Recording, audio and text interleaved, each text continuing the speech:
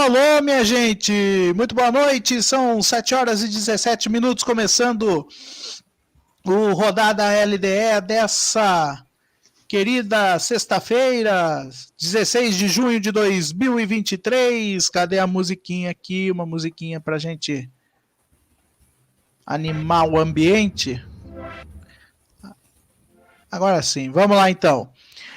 Muito obrigado a você que nos acompanha em todo o território mundial, podemos assim dizer. Aqui comigo, Bruno Mioto e Eduardo Couto, vamos trazer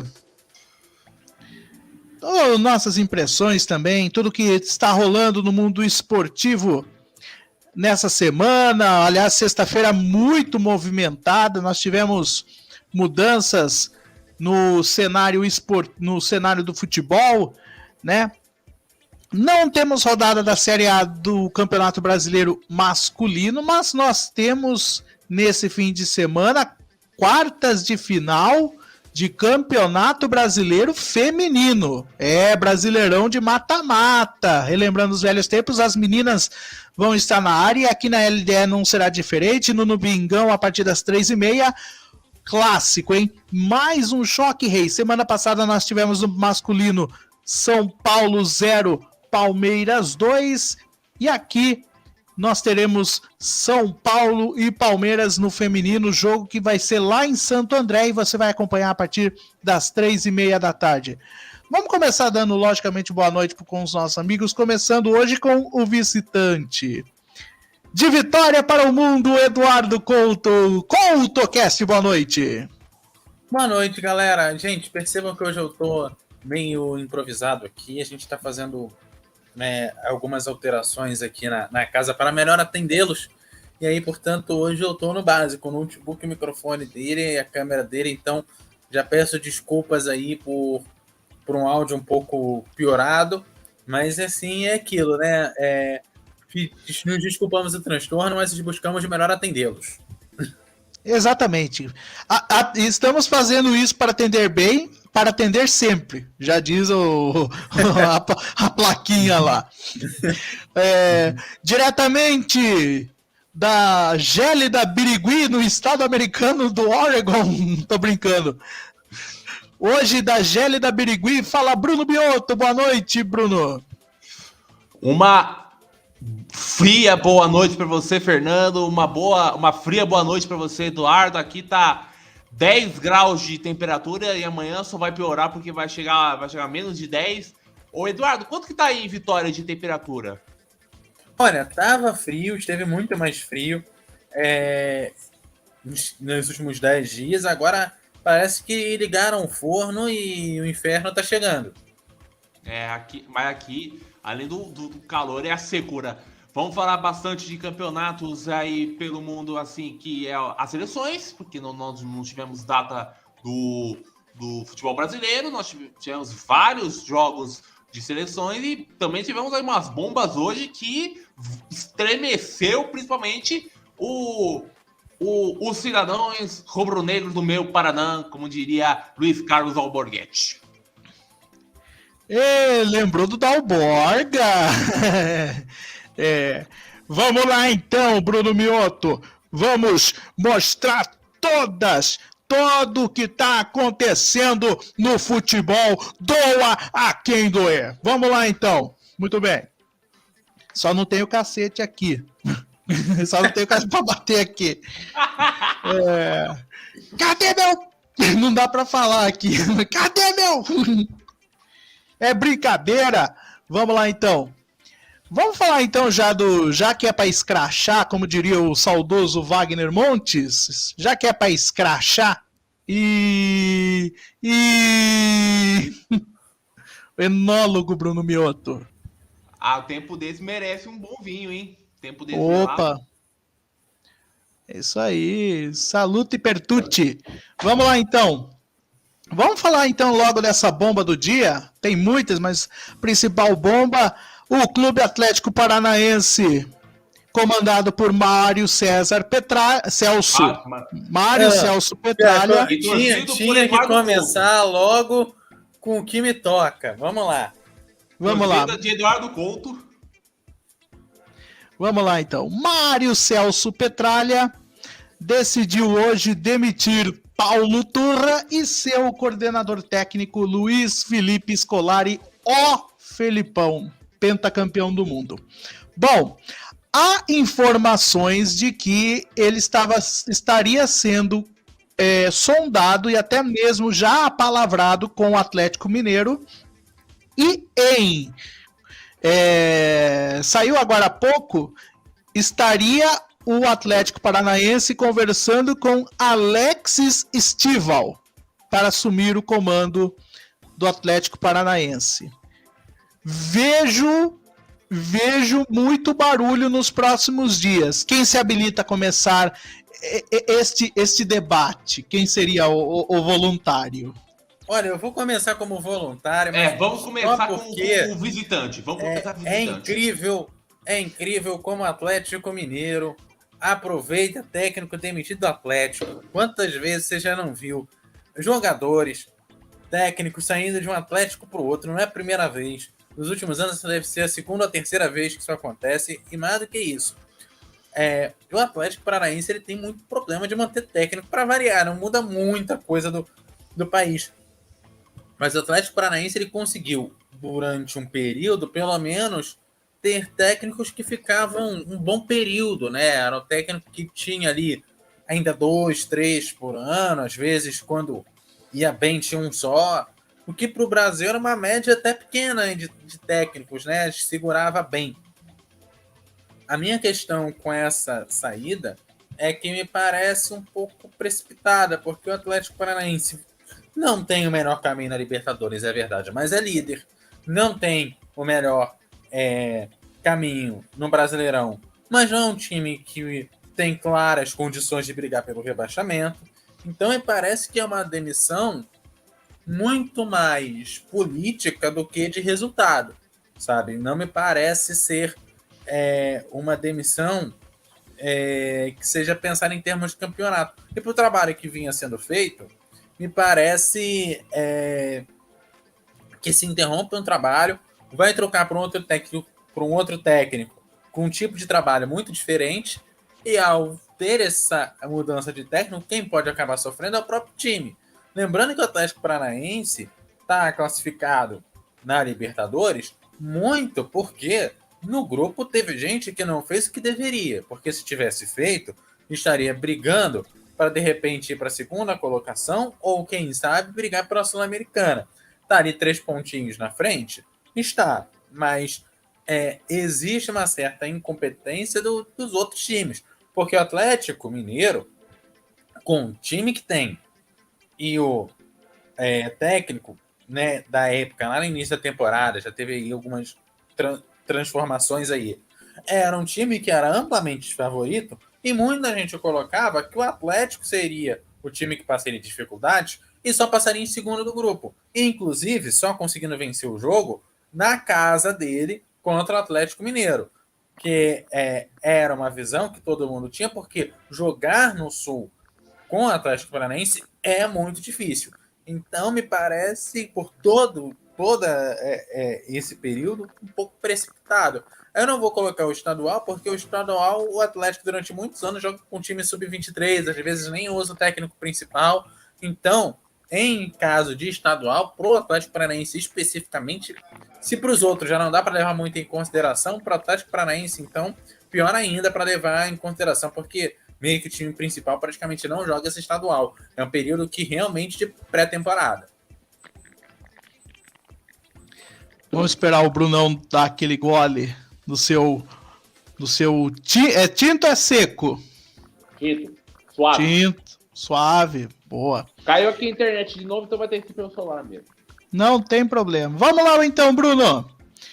E aí, só para atualizarem, o Felipão confirmado é o novo técnico do Atlético Mineiro.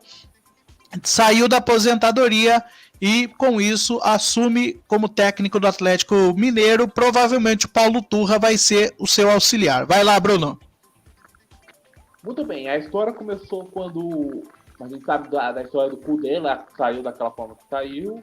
O Galo se viu como em nenhuma chance aí de de achar um substituto, até que apareceu o Filipão, que já não estava em bom momento no Atlético Paranaense, com o Paulo Turra, que, apesar da boa campanha do Furacão na Libertadores, é um time que vem devendo muito rendimento no Campeonato Brasileiro, e até mesmo na Copa do Brasil, e agora vai ter, ia ter posto a prova aí com esse jogo contra o Flamengo, que vai acontecer na Copa do Brasil, mas o velho lá do Atlético deu um pinote na cabeça aí, demitiu o Filipão, que o Filipão já estava marcado, já estava acertado para ser o próximo técnico do Atlético. E, teoricamente, o Paulo Turra, ele acabou sobrando nisso, acabou sendo demitido por ordem do Petralha, embora foi muito a decisão do Alexandre Matos, pode ter sido a decisão dos dois, mas acho que foi muito mesmo foi o negócio do Petralha. O Paulo Turra, ele foi demitido e agora vai se juntar ao Felipão no Atlético Mineiro. E aí saiu hoje uma informação de que o principal nome para que o Atlético Paranaense tenha um novo treinador, inclusive até no próximo jogo contra o São Paulo, que será daqui uma semana, será pronunciado na próxima quarta-feira, terá o nome de Alex Stival, o famoso Cuca. E aí está o problema que a gente estava até conversando no privado. É a cara de Mário Celso Petralha contratar o Cuca, porque a qualidade do futebol a gente não pode negar. De vários jogadores, até do próprio Cuca. Só que a qualidade do ser humano, a gente sabe que já não é dessas coisas. O Atlético Paranaense, o próprio Petralha já se envolveu em inúmeros esquemas de corrupção, de compra de árbitros. O Atlético contratou o Marcinho, que foi um cara que foi preso por atropelar uma mulher. Atropelaram ou bateu numa mulher, pelo que eu lembro. Contratou o William Bigode, que é um cara que está foi sendo acusado de fazer esquema de pirâmide lá no Palmeiras, no caso do Scarpa, inclusive, no caso de apostas também. E agora pode contratar o Cuca, que a gente sabe da história do Corinthians, que ele não ficou nem uma semana lá por causa do negócio lá da acusação de estupro lá dos anos 80 na Suíça. Ou seja, é a cara do Petralha fazer esse tipo de contratação. Agora, se vai dar certo, aí é outro 500. E só para situarem aqui a questão do Cuca, é o seguinte... E detalhe, a torcida do Atlético, pelo que a gente viu, até também muitos jogos, como por exemplo contra o Flamengo, contra o Atlético, contra o próprio Atlético Mineiro e contra o São Paulo, alguns torcedores do Atlético fizeram como posso dizer, fizeram manifestações racistas contra torcedores de outros times. Ou seja, não me surpreenderia se o Cuca viesse a assumir o Atlético Paranaense por causa desse clima negativo que sempre tem no Atlético Paranaense por causa dessa questão aí do Petralha. Então, já que você tocou nesse assunto, Bruno, eu só colocando as informações. A informação de que o Cuca estaria vindo para o Atlético Paranaense, quem deu foi o SBT Sports, né? Que, vamos dizer assim, entre aspas, a divisão esportiva do SBT, né? Que apurou essa informação. E eles também anunciaram que já tem torcedores do Atlético Paranaense que já estão se movimentando nas redes sociais para boicotar essa vinda do Cuca ao Atlético Paranaense. Detalhe, o Cuca é torcedor declarado do Furacão. Mas, inclusive tem até um episódio declarado, não significa que vai Ô, Eduardo, fazer um bom trabalho. Eduardo, só você falar. O Cuca é tão torcedor declarado do Atlético que tem um episódio histórico que foi o jogo do Grêmio contra o Atlético lá em Erechim, que o Grêmio empatou e foi rebaixado. E o time do Grêmio era treinado pelo Cuca. Aquele jogo lá que o Grêmio foi rebaixado em 2004, depois que saiu do São Paulo, né? Foi aquele jogo, eu acho. Ou seja, Não é de surpreender também essa história que o Cuca tem com o Atlético. Também não é de se surpreender. Inclusive, um dos grandes torcedores do Atlético que está pedindo boicote ao Cuca na chegada dele é um jornalista famoso que você deve conhecer, o João Paulo Capelani da Band, que é torcedor declarado do Atlético também. Tá aí, então.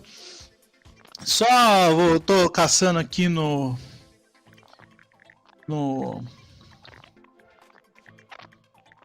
Twitter algumas coisas aqui, ó.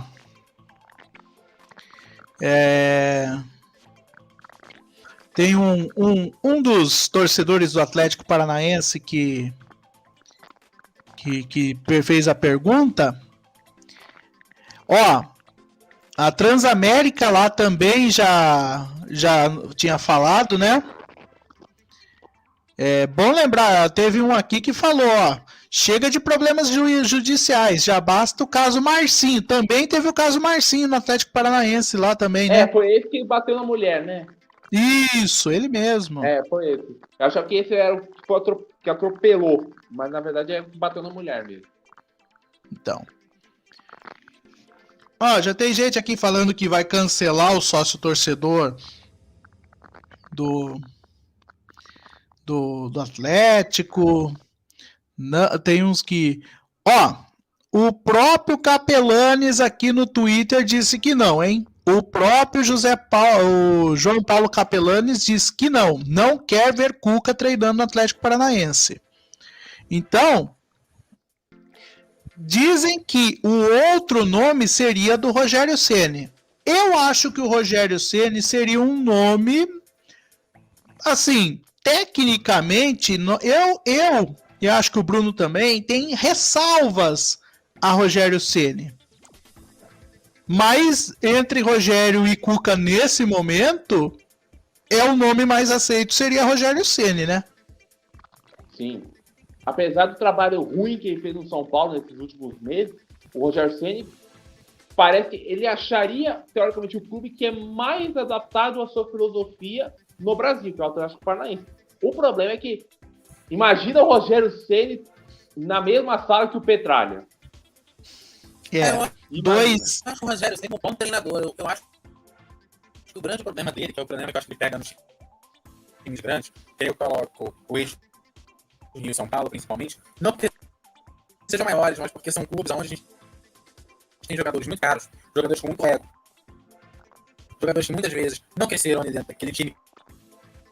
Muitos jogadores que jogaram lá fora e vieram aqui no Brasil e voltaram para o Brasil, né? Muitos jogadores que têm uma experiência muito além daquele clube, ou muito próximo de clubes muito famosos, com muita cobertura da imprensa, muita cobertura midiática, e aí você tem uma liderança com ego. E vamos colocar que o Rogério Ceni, ele foi durante muitos anos o principal jogador e capitão do São Paulo. Era o cara que gerenciava o time, e sem o suporte do Rogério Ceni, qualquer treinador que chegava no São Paulo ia cair, porque não ia conseguir gerir o time. E aí, quando ele precisa fazer a mesma coisa com os jogadores, ele, como treinador, ele não consegue prover respeito que ele conseguia colocar quando era jogador de São Paulo, quando era capitão de São Paulo. Então parece que ele sai um pouco desse eixo, ir para lugares fora desse eixo, e não tem tanta cobertura midiática assim a nível do Brasil, é a melhor que ele faz. A ver o trabalho excelente que ele fez no Fortaleza.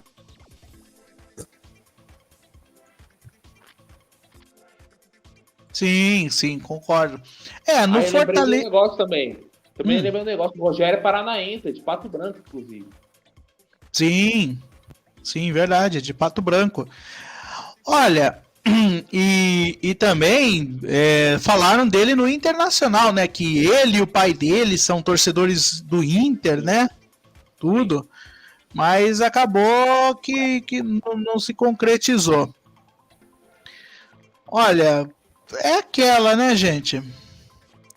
Tem gente aqui, eu vou falar, pelo que eu tô vendo aqui, por incrível que pareça, a torcida atleticana tem uns que são contra, mas tem uns que são a favor do Cuca, viu?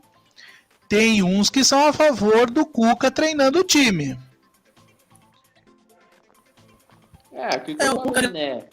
não é um mau treinador. Eu só não sei, e pelo trabalho que ele já apresentou em outros lugares, como é que ele vai desenvolver um trabalho pelo menos parecido com o que estava sendo feito ali, para manter o time. E vamos lembrar que assim, está chegando nas oitavas da Libertadores, tem a Copa do Brasil, e venhamos com menos, o Atlético Paranaense e o Flamengo, mais uma vez na Copa do Brasil, é um treinador que já entra em crise.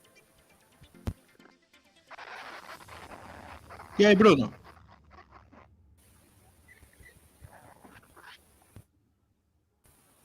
Então, mas é o que eu falei, o Cuca, ele como técnico, eu acho que o grande problema do Cuca foi ter pegado aquele Atlético Mineiro depois da saída do Turco Mohamed, que o Cuca piorou o trabalho do Turco. O trabalho do Turco Mohamed já não era bom, mas o do Cuca piorou.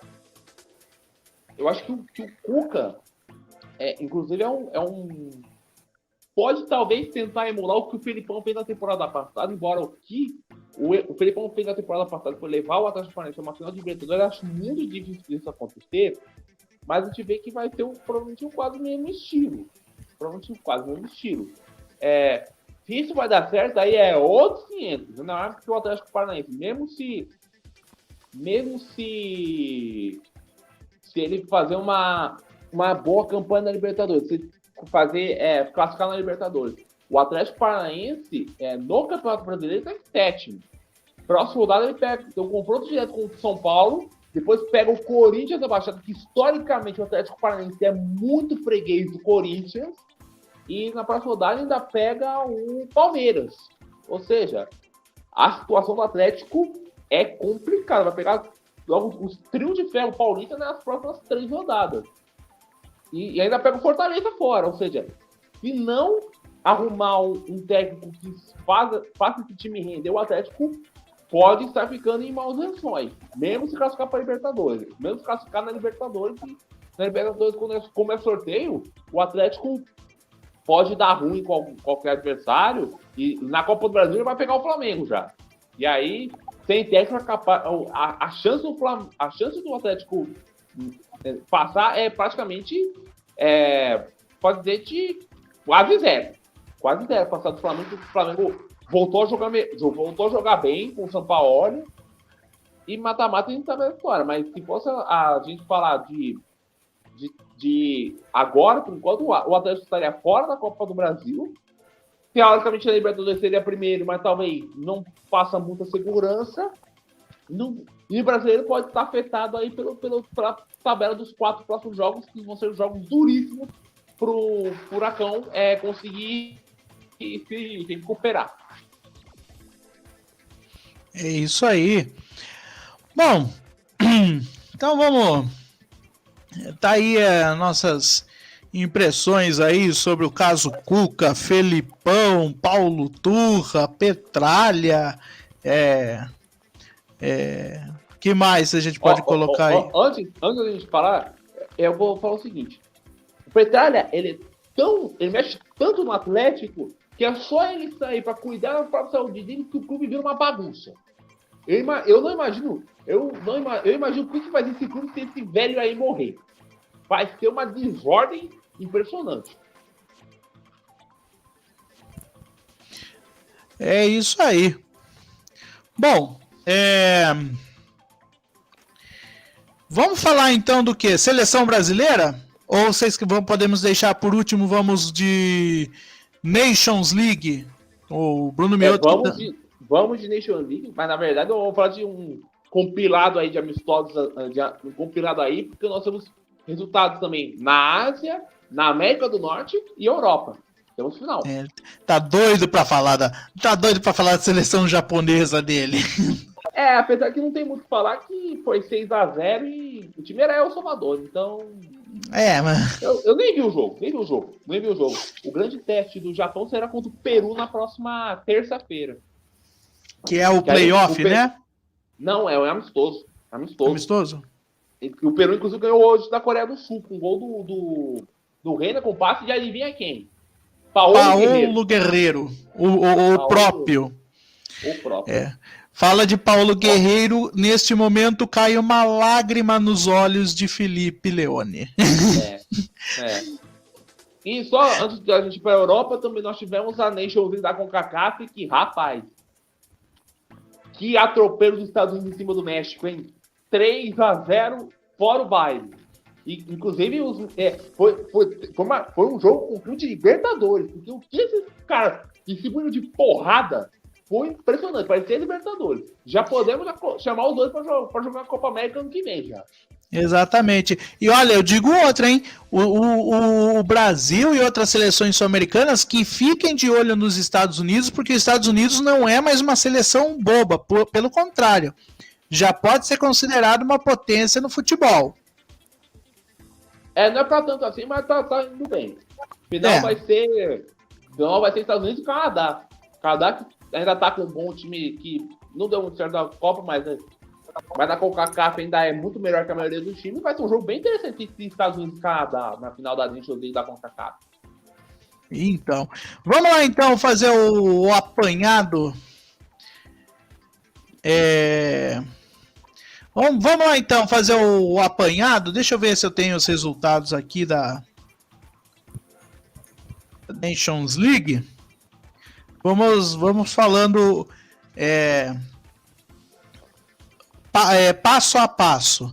Nós tivemos as semifinais, o terceiro lugar vai ser no domingo e a grande final também no domingo. Vamos lá então. Nós tivemos então a Holanda vencendo. A Holanda perdeu para a Croácia por 4-2. 4-2 da Croácia, olha. E nós achamos que o Brasil que vacilou. Tudo bem que vacilou, mas a Croácia manteve o nível, hein? Quem quer começar? Vai você, Eduardo. Olha, eu vi pouco da Nations League, porque a semana foi bem complicada. O que eu vi mesmo foi o jogo da Espanha, que foi surpreendentemente negativo. Assim, é incrível como... Acho que a gente até comentou isso entre a gente, né? Durante o jogo. É incrível como a seleção da Espanha se perdeu em 10 anos. Sabe? É uma seleção que quando a gente pega, até que fez, né, na década passada, porque vem fazendo do 2020 pra cá, né? Como é uma seleção que não vai pra frente, assim. Ganha porque é igual o Brasil, né? É aquilo. O Brasil vai jogar contra o quê? Vai contra a Bolívia, ganha. Vai jogar contra a Guiana, vai ganhar, vai. Vai jogar contra a Suriname, vai ganhar, vai. Ou amanhã vai jogar contra a Gana, vai ganhar. Vai, estranho vai ser se perder, né? Agora, quando você começa a falar sério de seleção, quando eu falo seleção, sim, as seleções das 20, 30 primeiras do ranking da FIFA, você começa a ver que a seleção não é essa macarronada toda, não é essa feijoada toda. Falta coisa ali, sabe? Falta um caldo, falta uma carne, falta, de repente, um queijinho ralado em cima daquela macarronada, um molho maneiro, sabe? Joga bem, tem jogadores excelentes. Agora, sabe? Parece que falta liga no negócio. Parece que a feijoada só tem feijão e linguiça.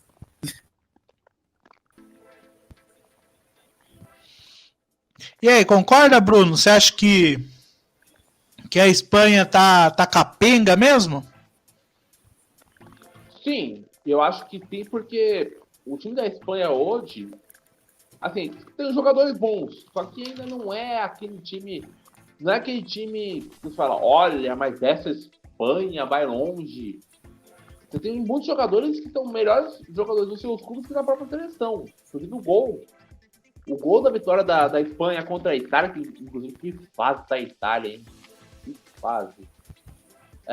O gol foi de um atacante, foi o artilheiro da Liga, mas foi o artilheiro da Liga jogando de que foi rebaixar para a segunda divisão, foi o espanhol. Aí você tem jogadores como, por exemplo, o Yeremi Pino, você tem o Miquel Merino, que jogaram fizeram boas temporadas pelo Villarreal e pela Real Sociedade, inclusive, mas não são jogadores que você fala que são jogadores que podem decidir para a seleção espanhola. Acho que a geração espanhola é uma geração ainda muito aquém do que já foi. E eu não sei se eles são capazes de vencer a Croácia. Lembrando que na Euro 2020 nós tivemos nas oitavas de final Croácia e Espanha. A Espanha venceu por 3-0 e tomou empate faltando 10 minutos no final. Em 10 minutos, nos últimos 10 minutos, tomou 3 gols. Foi para prorrogação. E aí a Espanha conseguiu, na rápida taxa, achar um gol do Morata e depois fez mais um. Eu não sei se vai conseguir repetir a façanha contra esse time da Croácia, que apesar que, para mim, o time da Croácia é mais fraco do que o de 2018. O de 2022 é mais densidade de é o time mais fraco. Só que é um time que já criou uma casca que é difícil você ganhar da Croácia. Na Copa do Mundo a gente viu com o Brasil. A Croácia, ela aproveitou o desequilíbrio emocional do Brasil depois que tomou o gol do Bruno Petkovic, que inclusive fez de novo o gol da prorrogação contra a Holanda, aproveitou e classificou. Ou seja, é uma seleção que está muito cascuda, uma seleção que está acostumada a essa situação, só que a gente vê que do outro lado você vê um time que é um time pobre de qualidade, e quem vira favorito para a final de domingo na Holanda é a Croácia, por causa tem o Modric, tem o Rakitic, entre outros, e a Espanha vai ser uma zebra enorme, ou até uma enorme pipocada da Croácia, se a Espanha ganhar com essa geração, e esse técnico aí, o Luis de la Fuente, que é um técnico fraco, é um técnico que foi, é uma Ramon que come paella. É o Ramon que come paella, porque ele não agrega em quase nada no time da Espanha. Os jogadores já não são grande coisa, e o técnico ainda é pior ainda. Ou seja, não tem muito para falar dessa Espanha. A Croácia, se ela já jogar o que sabe, não precisa nem de prorrogação para ganhar da Espanha. É isso aí. E só... Bom, tá aí, então. Croácia e Espanha vai ser a final da Nations League, marcado pro domingo. E já que falou da Espanha e tudo mais, e falou de um dos jogadores que joga no Espanhol, vamos falar então logo, logicamente, de seleção brasileira, que o Edu vai trazer algo pra gente daqui a pouquinho, super... Antes de falar do Brasil, nós tivemos jogos também pela manda. Eu esqueci, vai. Nós tivemos eliminatórias para Euro também. O que tem aí de especial aí, ô Bruno? Primeiro nós tivemos um amistoso entre Croácia entre Polônia e Alemanha, que foi o último jogo daquele famoso jogador do Dortmund que o André deve adorar até a morte, aquele Kuba Blaszczykowski, né? Conhecido pelo como Blaszczykowski. Blaszczykowski. E a Polônia venceu. A Polônia venceu por 1-0 a Alemanha. Rapaz, a Alemanha suou para não perder da Ucrânia e perdeu da Polônia. O que está acontecendo com a Alemanha? Um time que há 10 anos era um time temido e encaçavou 2 eliminações da primeira fase em Copa do Mundo e impressionante a queda de qualidade da seleção alemã. Time que não mostra nenhum futuro. Aí nós tivemos também aqui a vitória. Nós tivemos aqui a vitória da Inglaterra por 4-0 sobre Malta, e nenhuma surpresa, a Inglaterra sempre foi leão de eliminatória. E para você ver, nós em 2023 nós vimos a França não ter facilidade contra a poderosíssima seleção de Gibraltar.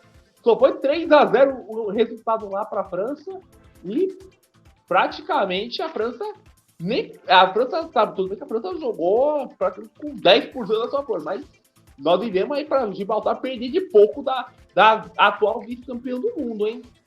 E ó, amanhã teremos Portugal e Bósnia, inclusive.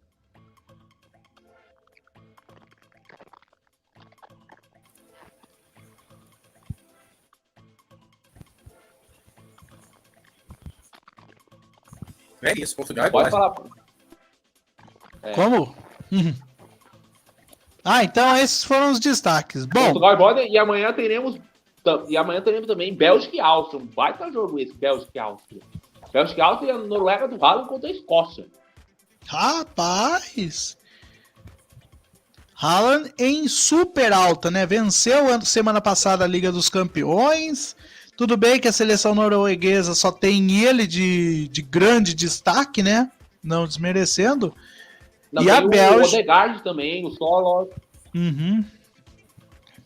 E a Bélgica vai ter o jogo contra a Áustria. Esse jogo da Noruega contra a Escócia é o do grupo da Espanha. Só para lembrar, esse grupo aí é Espanha, Noruega e Escócia. A Espanha vai ficar de olho.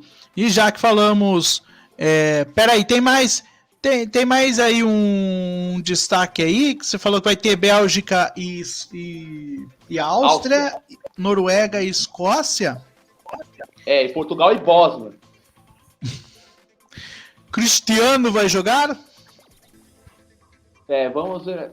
Provável. Eu acho que ele tá escalado. Ele tá convocado. Não sei se ele vai jogar. Vê que a seleção de Portugal não tá sentindo muita falta do Cristiano, não, hein?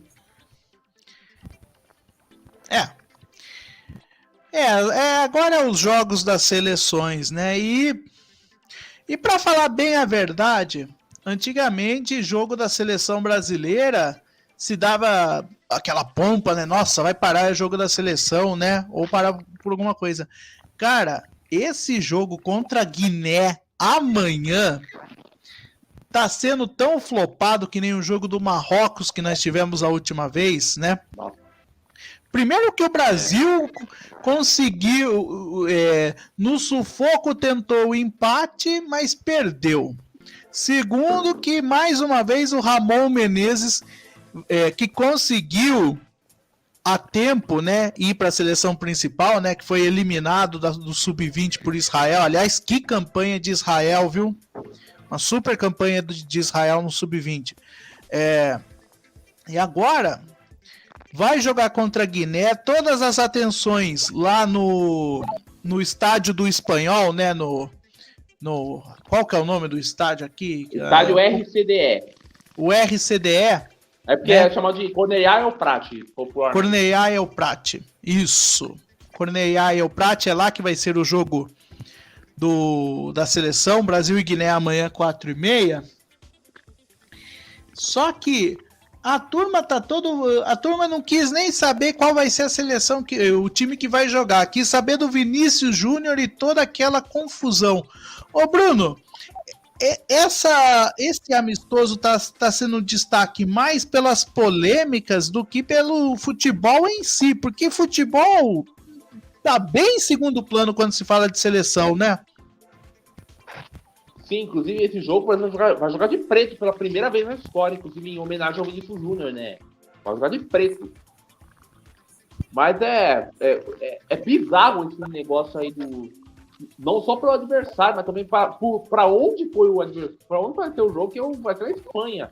Justamente o lugar onde o Vinícius Júnior está sofrendo atos racistas. E nós teremos que ver um jogo de Brasil e Espanha na Espanha. Só para ver que maravilhosa a CBF, que ação maravilhosa a CBF fez para lutar contra o racismo. Mas realmente, esse jogo, se fosse um jogo de Bezinha do Paulistão, acho que teria mais interesse do que um amistoso da seleção, porque Guiné é um time fraco.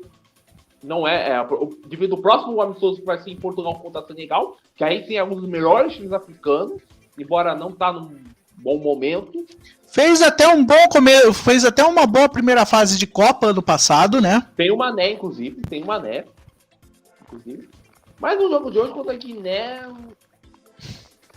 era melhor, como diria o grande filósofo Chaves, era melhor ver o filme do Pelé. Eduardo Couto, e essa sensacional peleja entre Brasil e Guiné? O que você imagina aí? Pois é, eu até confundi que eu achei que fosse contra a Gana, cara. A inicial é a mesma. Eu olhei e falei, beleza. A grande questão é que para quem gosta, no sábado tem a classificação da Fórmula 1, que já tá mais longe. A gente já sabe quem vai sair na frente, quem vai ficar mais atrás. Mas acho que vai ser mais divertido que o jogo do Brasil. O nosso Edu, que tá sempre atualizado com as notícias da televisão. E já que ele falou da questão da televisão, você tem uma informação aí do atual detentor dos direitos da Fórmula 1? O que a Rede Bandeirantes de televisão tem para nós, Edu? E tem uma da Globo também. A Bandeirantes já tem tempinho, não é nada tão inédito assim. Mas já dá para dizer que a Bandeirantes já está com patrocínio fechado para cobertura na Copa do Mundo Feminina. Né? Caramba! É um plano de patrocínio interessante.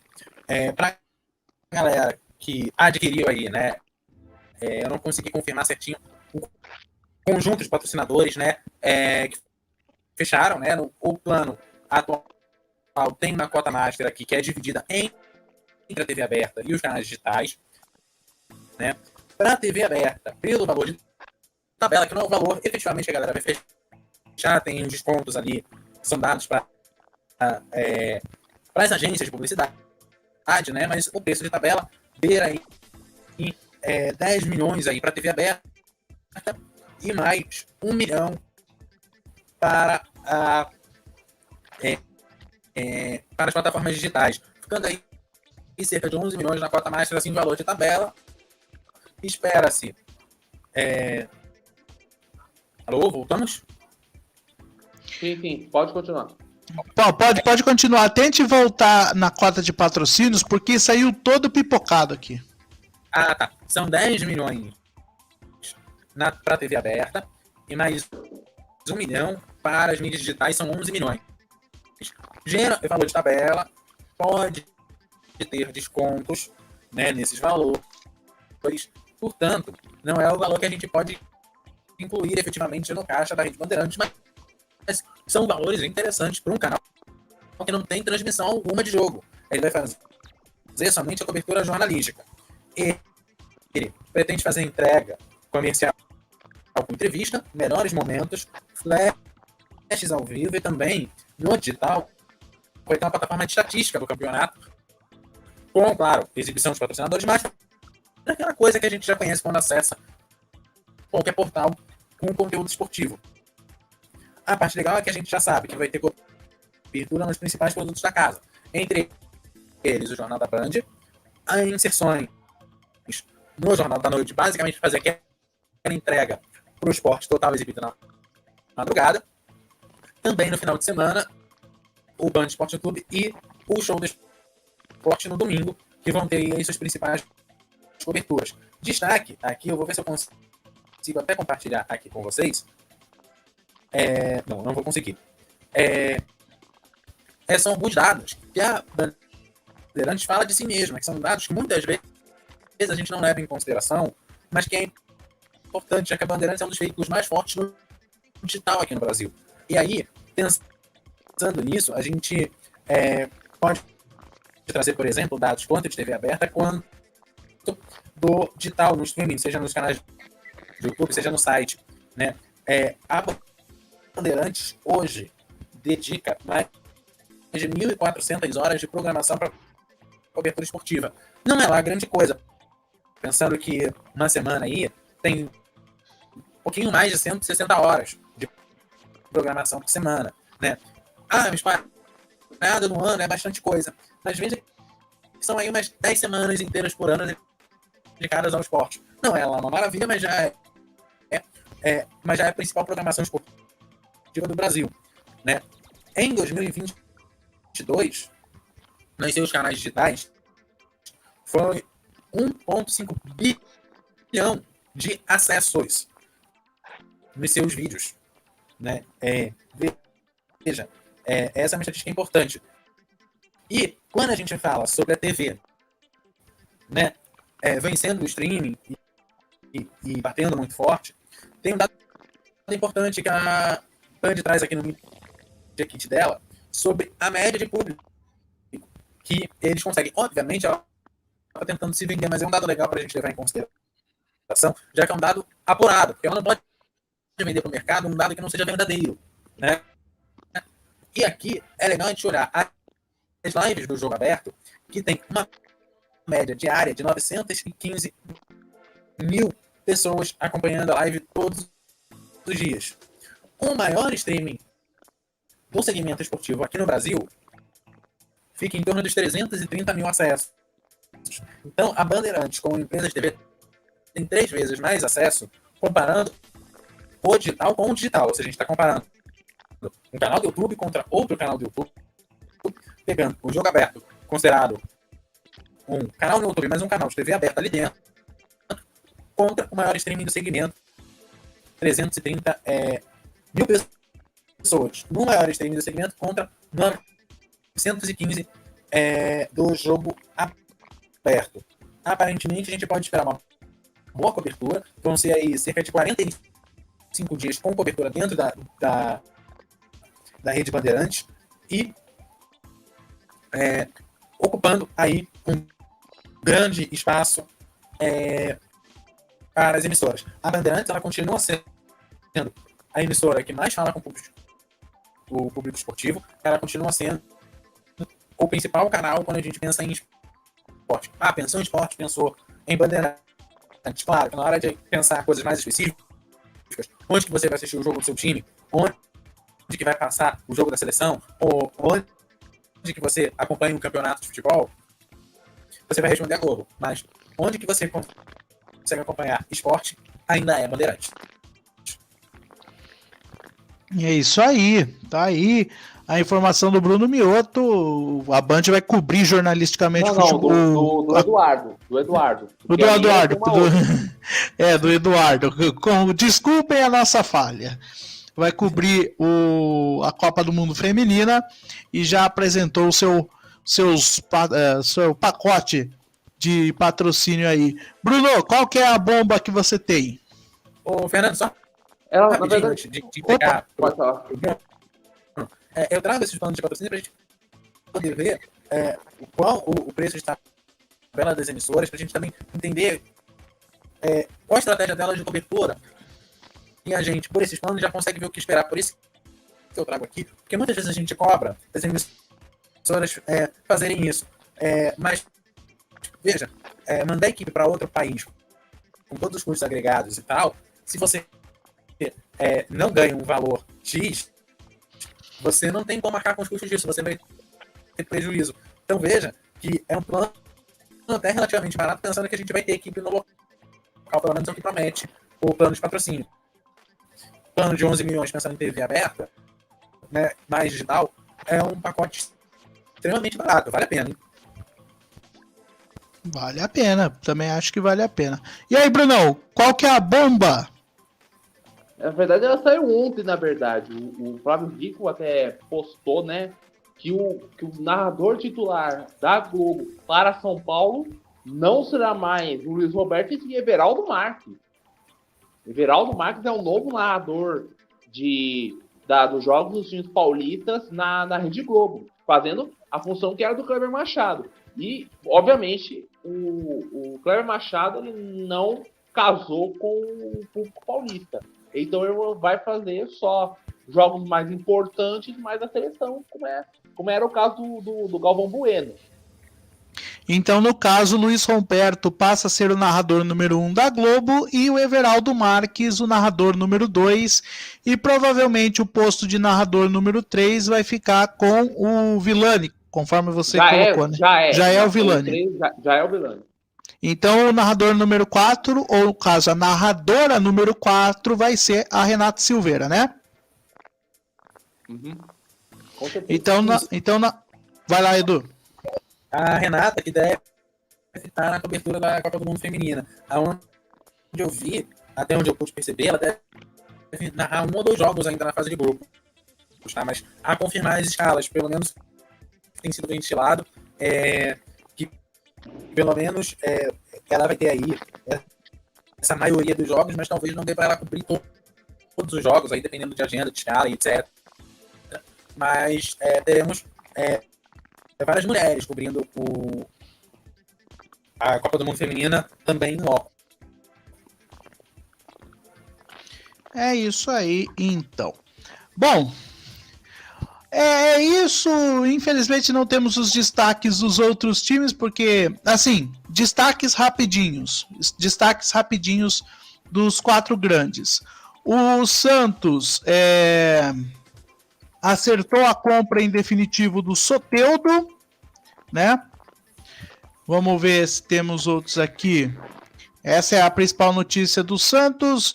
Do São Paulo, André Anderson não é mais jogador do São Paulo, né? E o Belletti não é mais o treinador do Sub-20. O André Anderson, ele saiu... Não, ele entrou... como posso falar? Ele entrou invisível e saiu invisível. Isso. A W Torre sofreu uma derrota na justiça agora sobre o Palmeiras. A justiça deu prazo para a W Torre quitar a dívida que tem em relação ao Palmeiras, né? Por conta da Real Arenas, né, Bruno? Real Arenas, que seria a empresa da W Torre para gerir o Allianz Parque. Então está tendo esse problema, né? Tanto que a Leila Pereira já comentou a respeito disso. E na situação do Corinthians, não é sobre o segundo uniforme que vai estrear no clássico contra o Santos lá semana que vem na Vila Belmiro. Vai ser o primeiro jogo do Corinthians com a nova camisa número 2, a camisa preta com listras em branco. Vamos lá para a agenda. Domingo teremos uma jornada dupla, entre aspas. Domingo, 3h30, nós estaremos com ao vivo, com São Paulo e Palmeiras pelo Brasileirão Feminino, jogo a partir das 3h30, com o André e com o Bruno Mioto. E o Edu vai estar participando nessa na técnica. E também, se ele quiser também participar, aí vai do nosso querido Edu. E logo após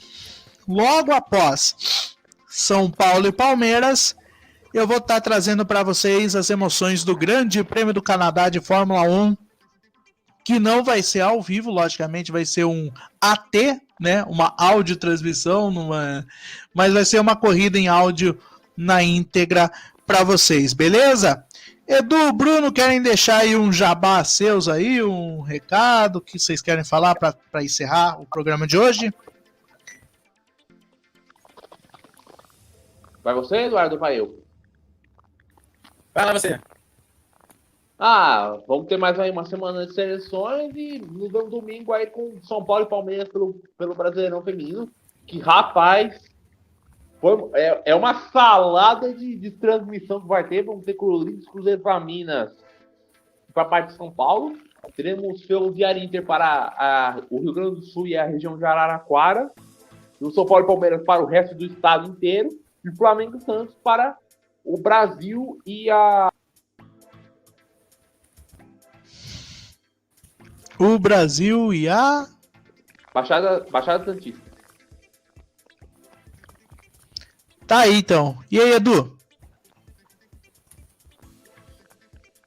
É isso, domingo vou dar aqui na técnica, claro. É sempre importante reforçar, a GP do Canadá é um GP que pode decidir campeonato. É um GP onde grandes pilotos já terem no mundo dos campeões. É a chance de ver o Verstappen conseguindo crescer aí no campeonato. Em compensação, ele pode, é um GP que ele pode cometer um leve erro, e aí a coisa vai aquela bagunçada. E, claro, estamos chegando na parada de agosto. No domingo, a gente já começa a ver o Brasileirão rolando. A gente tem muita coisa para acontecer nesse final de semana. E também, o brasileiro começando a se definir. Nas próximas rodadas, a gente já pode trazer candidatos a rebaixamento, candidatos a Sul-Americana e a Libertadores. Ainda está muito bagunçada, ainda tá naquela fase de início de campeonato. Onde uma vitória te tira da zona de rebaixamento, te leva lá pra cima. Vê o caso do próprio Flamengo, que numa semana começou domingo na zona de rebaixamento. E no sábado seguinte, já tava lá no G4. É isso aí, então, gente. Muito obrigado pela companhia que vocês nos deram nessa quase uma hora de programa. Agradeço demais aos amigos de sempre, o Edu e o Bruno. E nos vemos, então, domingo com as transmissões da LDE. E o Rodada LDE volta na próxima sexta-feira no seu bate-horário de sempre. A todos, muito obrigado, valeu e até a próxima. Valeu, Brasil. Tchau, tchau. Bora, pessoal. Dá mais. Valeu.